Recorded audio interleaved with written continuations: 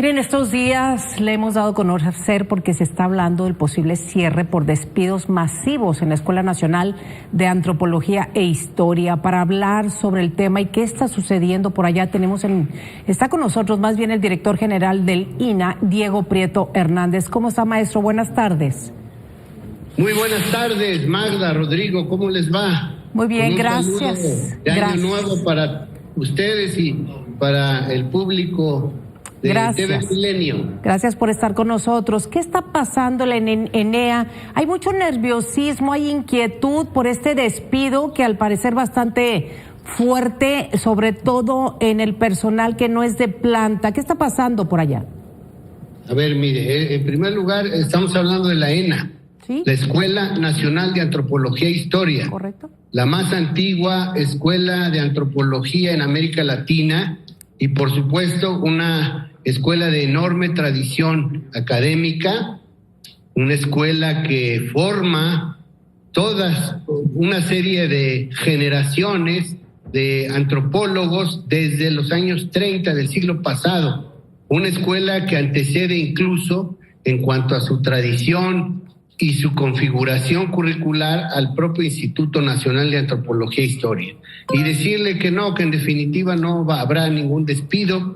Hubo, entiendo, un malentendido, una confusión que aclaramos ya perfectamente con el director general de la ENA, Hilario Topete Lara, colega y amigo mío, quien al interpretar un oficio en donde lo que se planteaba era la necesidad de validar las funciones, las tareas y la legitimidad para la renovación de los contratos del personal eventual y preguntar con alguna funcionaria media y ella decirle que no, que esperara y que por lo pronto no iban a ser contratados.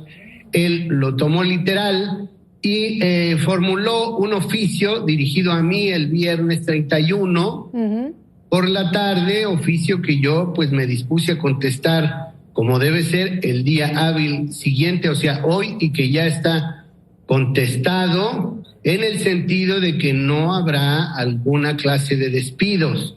Todo el personal eventual de la Escuela Nacional de Antropología e Historia volverá a ser recontratado y, por supuesto, deben cumplir una serie de requerimientos para justificar dicha recontratación, pero requerimientos que son del índole administrativo. Ese problema entonces ya no está presente en la escuela. Ciertamente el oficio dirigido a su servidor por Hilario Topete, alguien lo subió a la página de divulgación, de difusión de la ENA, y de ahí se empezó a acrecentar la inquietud, empezó a propiciar una especie de situación de zozobra, incluso con afirmaciones tales como que la ENA iba a desaparecer. Imagínese usted, estoy seguro que primero desaparezco yo que la Escuela Nacional de Antropología e Historia, que ya es una escuela cuyo origen se remonta a hace 85 años. Maestro, lo que pasa es que efectivamente, como se sabe que el presupuesto en términos de cultura, pues obviamente hay muchos organismos lo abarcan, es de ahí que digamos que al no haber una comunicación directa y puntual, pues se empezó a desatar esta cadena de rumores. Pero dígame una cosa, estos maestros, este personal, tanto educativo como administrativo, ¿fueron despedidos y van a ser recontratados o digamos que no se llegó a término el despido de todas estas personas? Ninguna persona ha sido despedida, Magda, lo digo tajantemente. Bien. Ahora, evidentemente que el personal eventual, espéreme tantito, el personal eventual tiene una temporalidad anual y cada año hay que recontratarlo.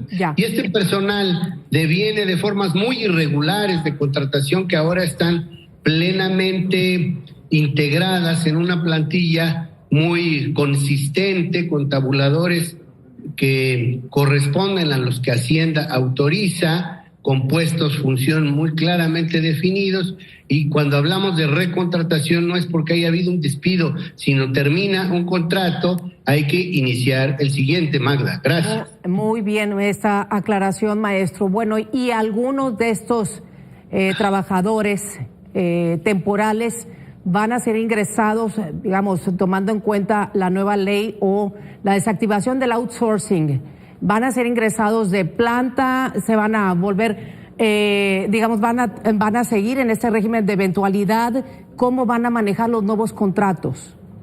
A ver, mire, en ningún caso se trata de outsourcing. Ninguno de ellos. Son contratos Muy bien. de servicios personales en la condición de trabajador eventual. Eso en ningún lado, en ninguna ley se llama outsourcing. Eso se llaman trabajadores eventuales. Bien. Es decir, trabajadores por tiempo determinado. Efectivamente, algunos llevan muchos años y sin duda alguna, Magda, sería importante que logremos que su situación sea más estable, pero eso yo no lo defino. Eso lo definen las autoridades hacendarias. Bien. Y eso tiene que obedecer a una revisión que estamos haciendo con el apoyo muy firme y sólido de la Secretaría de Cultura, que encabeza mi amiga Alejandra Frausto, y también del titular de la Unidad de Administración y Finanzas de Cultura. Con ellos estamos teniendo reuniones con la Unidad de Política y Control Presupuestal de Hacienda para ver cómo hemos logrado ya el control de nuestra nómina de personal eventual y cómo podríamos lograr algún régimen, tal y como lo ha planteado el presidente para el caso del personal de salud, un régimen de mayor estabilidad en su empleo. Pero en general en el INAH no acostumbramos quitar gente. Bien. ¿No? Salvo sí, aquellos...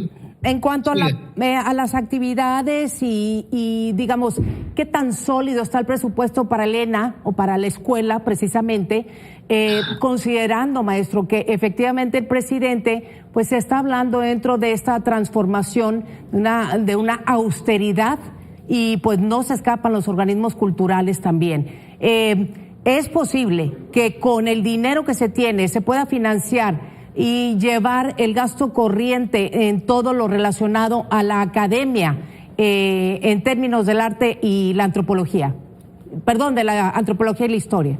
Exacto. Mire, la Escuela Nacional de Antropología e Historia no corre ningún riesgo presupuestal.